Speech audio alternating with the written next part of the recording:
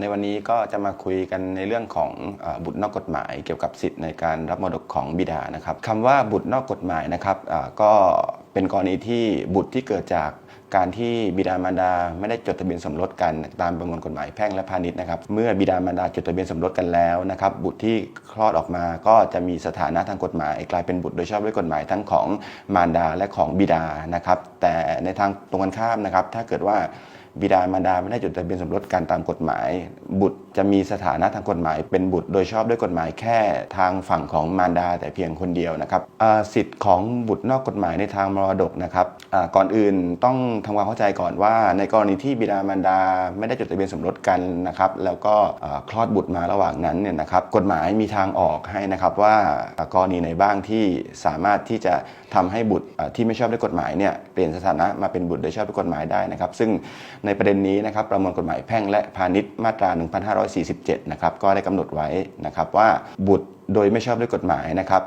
ถ้าเป็นกรณีที่บิดามารดานะครับได้จดทะเบียนสมรสกันภายหลังนะครับกรณีที่1นะครับกรณีที่2ก็คือบิดา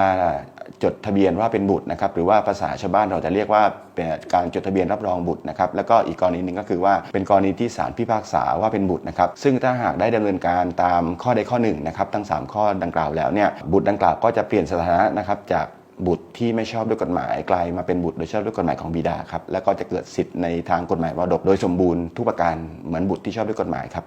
สำหรับสิทธิในทางมรดกของบุตรนอกกฎหมายนะครับจริงๆแล้วกฎหมายก็ค่อนข้างที่จะให้การคุ้มครองอยู่ในระดับที่พอสมควรอยู่นะครับแม้ว่าจะไม่มีการจดทะเบียนสมรสของบิดามารดานะครับหรือว่าบิดาไม่ได้มีการ